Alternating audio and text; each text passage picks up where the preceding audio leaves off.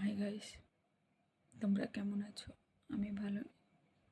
তোমাদের কাছে শুধু একটা চার কিছু আছে যে আমার একটা দিদি ছিল, ও মারা গেছে। ও ছিল সব থাকতে আমার আপন, সুখ দুঃখের সাথী ছিল, মা বললেও চলে। ও মা নেই আজকে। হঠাৎ মাত্র ওর সিজারে বাচ্চা হলো, তারপরে কি হলো যে ওর ব্লাড বন্ধ করা যাচ্ছিল না, ওই এতে মারা গেল।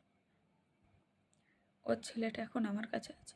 তোমাদের কাছে এইটুকুনি সবাই মিলে একটু আশীর্বাদ করো যাতে বাচ্চাটা ভালোভাবে বড় হতে পারে।